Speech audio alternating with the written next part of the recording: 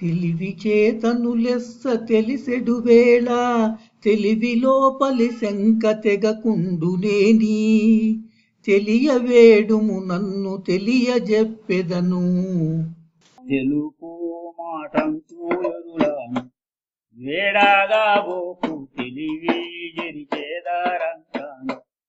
తెలివంగా లేని వారు తెలుపుటలేని నీకు తెలివి నిల్పేరుదను తెలివి దాటాని వారు. తెలుపు మాటంచూరులాను వేడాగా బోకు తెలివి జరిచేదారంతాను. జై నిజ గురుభ్యో నమ.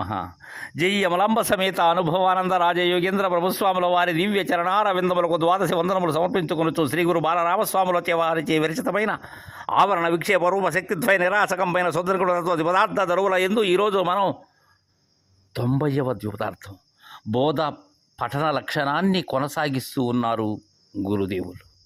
నాయన శిష్య, ఒక విషయాన్ని మాత్రం తెలియజేస్తాను నాయన. చాలామందిలో ఈ అజ్ఞానం ఉన్నది శిష్య. ఎలా అంటే తనకు తెలియని విషయాన్ని సమర్థులైనటువంటి గురువు మనకు సంప్రాప్తమై మన పుణ్యోదయంతో వారు ఉన్నప్పుడు ఎందుకో కొందరు వారు చెప్పేటువంటి బోధను సక్రమంగా గ్రహించలేక దానిని పొందలేక వేరే వైపు చూస్తూ ఉంటారు. వేరే ఇంకెవరివో వినాలనేటువంటి ఆ ఉత్సుకత ఉంటుంది. సరైనటువంటి పద్ధతి కాదది. అది ఒక్క మాటలో చెప్పాలంటే వ్యభిచరించటం అవుతుంది. సమర్థుడైనటువంటి అన్ని శంకలను తొలగించేటువంటి గురువు అందుబాటులో ఉన్నప్పుడు వేరే వారిది వినవలసిన అవసరమేమున్నది? విని నీ గురువాక్యానికి దానిని అది సరిగా ఉన్నట్లయితే సరిపెట్టుకో. లేనప్పుడు ఏమవుతుంది? అది ఎందుకు కొరగాకుండా అవుతుంది, ఉభయ భ్రష్టత్వం అవుతుంది. అది నీ గురువుని నీవు నీ గురువాక్యాన్ని అది శివరామ దీక్షిత సిద్ధాంత సాంప్రదాయబద్ధంగా ఉన్నప్పుడు ఉన్నది ఉన్నట్లుగా తెలియజేసేటువంటి యోగ్యుడైనటువంటి గురువు మన పుణ్యోదయం చేయి మనం అలాంటి మహనీయుని పాదపద్మములు చేరిన తరువాత ఇంకా అక్కడ శ్రద్ధ చేసినట్లయితే, ఆ గురుగోప్యాన్ని అందుకోనట్లయితే ఆ తప్పు ఎవరిది? శిష్యులైనటువంటి మనది. అందుకే తెలివి చేతను లెస్స తెలిసెడు వేళ తెలివి లోపలి శంక తెగకుండనేని తెలియవేడుము నన్ను తెలియజెప్పెదను. అభయ ప్రదానం చేస్తూ ఉన్నారు గురుదేవులు. తెలివి చేత గురువు అశరీరిగా ఉండి నా కోసం ఆ మహనీయులు నాకు దృఢమయ్యేటట్లుగా లెస్స ఏ అనుమానము లేకుండా సర్వ సంశయములు పటాపంచల అయ్యేటట్లుగా తెలియజెప్పేటప్పుడు అప్పటికీ కూడా తెలివిలో ఉండబడేటువంటి సంశయము ఏదైతే ఉన్నదో అది తెగకుండా ఉంటుంది. దానిని నరకటం నీ సాధ్యం కాలేదు. అప్పుడు ఏం చేయాలి? తెలియవేడుము నన్ను తెలియజెప్పెదను. ఆ గురుదేవులనే ఆ ప్రజ్ఞాన రహితులైనటువంటి వారిని మరలా, స్వామి నాకు ఆ సంశయం తీరటం లేదు, మరలా బోధించు. మూలము లేని గుర్తిరిగే శరీరం ఎలా లేదు అనేటువంటి విధానం, ఇది కలలో తోచిన రూపముగా ఎలా లేదు స్వామి అనే విషయాన్ని ఎన్నిసార్లు అడుగు చెప్తారు గురువు గారు. అలా అడగకుండా శిష్య కొందరు ఏం చేస్తారంటే తెలుపు మాటంచు ఎరులాను వేడగా బోకు తెలివి చెరిచేదారంతాను. ఇతరులైనటువంటి వారిని బంధములో ఉన్న వారిని బంధ విముక్తులను చెయ్యమని వేడుకున్నట్లయితే అందువల్ల వచ్చే ఫలమేమున్నది శిష్య? తెలియచెప్పేటువంటి ధీమంతులైనటువంటి గురుదరి నీవు ఉండి అలాంటి గురువుకు తనుమన ధనములు అర్పణ చేసి ఆయనకు శుశ్రూషలు వనర్చుతూ కూడా ఆ గురుదేవుని వాక్యము మీద గురి కుదరనప్పుడు ఎవరేం చేయగలరు? ఏదైనా సంశయం ఉంటే అందుకే చెప్తున్నారు బాలరామ పండితులు, తెలియవేడుము నన్ను తెలియజెప్పెదను. ఆ గురువును మాత్రం అడగలేరు. తన స్వగురువు అయినటువంటి నిజగురు మహాత్ముని తన యొక్క సంశయాన్ని వారిని అడిగి నివృత్తి చేసుకోలేరు. ఏం చేస్తారు? తెలుపు మాటంచు ఎరులాను. గురువుగారు వేరే వారితో ఆయన ఏదో ఒక ఆనందమై ఉంటాడు. ఆయన మాకు అది మా గురువుగారు చెప్తే మాకు అర్థం కావట్లేదు, ఏందో అది మాకు చెప్పండి అంటారు కొంతమంది. ఇంతకన్నా భ్రష్టమైనటువంటి మాట ఇంకొకటి ఉండనే ఉండదు శిష్య. ఎప్పుడు కూడా ఆ విధంగా వేరే వారిని వేడుకోకు శిష్య. అందుకే వేడగా బోకు అంటున్నాడు. వెళ్ళకూడదు. తెలివి చెరిచేదారంతాను. అప్పటి వరకు గురుదేవులు బోధించినటువంటిది ఏదైతే ఉన్నదో దానిని మొత్తం ఎందుకు కొరగాకుండా చేస్తారు మిగిలినటువంటి వారు. వారికి తెలిసినటువంటి పాండిత్యంతో, లేకపోతే వారికి తెలిసినటువంటి స్వర విన్యాసములతో, ఆ గిమ్మిక్కులతో, ఎందుకు పనికిరానటువంటి సూక్తులతో, యుక్తులతో ఎందుకు కొరగాకుండా పోతావు శిష్య?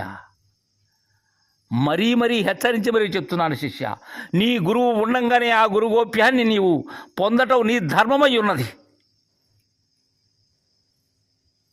మాకు ఎప్పుడు చెప్పట్లేదు మా గురువుగారు అంటాడు చాలామంది. ఇది ఎంత దారుణమైన మాట అంటే, గురువు అశరీరిగా ఉండి మన కోసం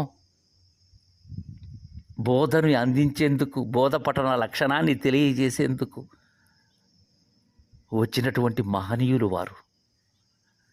అలా కాకుండా వేరే వారిని చేరితే ఉన్నది కూడా పోతుంది, ఎందుకు కొరగాని వారవుతారు. చాలామంది ఎన్ని రకాల బోధలు, ఎంతమంది గురువులుంటే అందరి దగ్గర వినాలి అనేటువంటి ఆ కుతూహలం పోదు కొందరిలో. వినాలి, అది నీ గురువాక్యానికి సరిపోతుందా లేదా అనే విషయాన్ని, అలానే దీక్షిత సాంప్రదాయానికి అనుకూలంగా ఉన్నదా లేదా, అది పరిపూర్ణ బోధ లేక పనికిమాలిన బోధ అనే విషయం ముందుగా శిష్యుడు అందుకోగలగాలి, బేరీజు వేసుకోగలగాలి తనలో తాను. అందుకే చెప్తున్నారు, తెలియంగాలేని వారు తెలుపుడాలేమి నీకు, తెలివి నిల్పేరు తుదను తెలివి దాట నివ్వారు, తెలుపు మాటంచు ఎరులాను. శిష్య వేడగా బోకు తెలివి జరిచేదారంతాను. తెలియంగా లేని వారు, అసలు వారు గురువుకు తరుమల ధరాలను అర్పణ చేసి కూడా ఉండరు. ఏదో వినికిడి మాటలు, పుస్తకాల్లో ఉండబడేటువంటి చిలుక పలుకులను పలుకుతూ ఉన్న యథార్థాన్ని, ఏ సామర్థ్యము లేనటువంటి దానిని, సర్వత్రా ఉన్న దానిని, ఏమీ లేని దానిని ఏనాడు తెలియక వాళ్ళు నీకు తెలియజేసేది ఏమన్నది శిష్య? చిలక పలుకులు పలుకుతూ ఉంటారు. పిల్లి వచ్చి పట్టుకున్నప్పుడు పలకాలి ఆ పలుకులు. అప్పుడు మాత్రం తన అసలైన పలుకే వస్తుంది నోటి నుంచి. ఈ లోపల ఎన్నో పలుకులు పలుకుతూ ఉంటారు. ఒక్క పలుకులో కూడా యథార్థంగా దర్శించినటువంటి పలుకు ఉండదు శిష్య.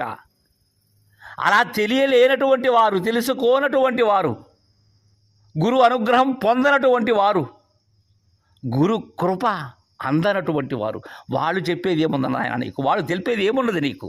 వాళ్ళు ఏం చేస్తారు? ఆ తెలివినే నిలుపుతారు. నీలో ఉండబడేటువంటి జ్ఞానం ఏదైతే ఉన్నదో, భ్రాంతికారకమైనటువంటి వస్తువు ఏదైతే ఉన్నదో దానిని చదరనీయకుండా నిలుపుతారు శిష్య. వాళ్ళు తెలివి దాటనివ్వరు నాయన. ఇది తెలివి మీరినటువంటి బోధ. తెలివితో తెలిసేటువంటి బోధ కాదు ఇది. ఇది గురువు యొక్క అనుగ్రహంతో, గురువు మనకు తెలియజేసేటప్పుడు, దృఢంగా తెలియజేసేటప్పుడు ఎక్కడైనా సంశయం వస్తే మరలా ఆ గురువు గారిని 1కి 10 పర్యాయములైనా అడిగి తెలుసుకోవాలి. వారు తెలియజేస్తారు, ఉన్నది ఉన్నట్లుగా తెలియజేస్తారు. అంటే నీ యొక్క విధానాన్ని గమనించి నీవు ఏ విధంగా అయితే గ్రహించగలవో అది ముందుగా గుర్తెరిగిన వారు నీ గురువు గారు. వారికి తెలుసు నీ ఉండబడేటువంటి స్థానం, నువ్వు ఎలా చెప్తే గ్రహిస్తావనే విషయం వాళ్ళకి తెలుసు. తన కుమార్తె విషయం తన తల్లికి తెలిసినట్లుగా, తన కుమారుని విషయం తన తండ్రికి తెలిసినట్లుగా, తన శిష్యుని విషయం తెలియలేనటువంటి గురువు అసమర్థుడు. ఆ శిష్యుడు ఏ విధముగా చెప్తే ఆ శిష్యుడు అందుకుంటాడు అనే విషయం ఆ గురువు గారికే తెలుసు. వారు గురు శిష్య న్యాయంగా శివరామ దీక్షిత సాంప్రదాయాన్ని, ఈ జనన మరణ భ్రాంతి రహితమైనటువంటి సిద్ధాంతాన్ని ఉన్నది ఉన్నట్లుగా, వారు కన్నది కన్నట్లుగా, వారు అన్నది అన్నట్లుగా తెలియజేయగలరు శిష్య. కాబట్టి ఈ ఒరువులైనటువంటి వారిని, మిగిలినటువంటి మతములతో మమేకమైనటువంటి వారిని ఏనాడు కూడా వాళ్ళని వేడుకోకు నాయన, వారి దరి చేరకు శిష్య అని శిష్యునకు బోధపఠన లక్షణాన్ని చక్కగా తెలియజేశారు. తరువాయి ద్విపదార్థం రేపు ముచ్చరించుకుందాం. జై గురుదేవ.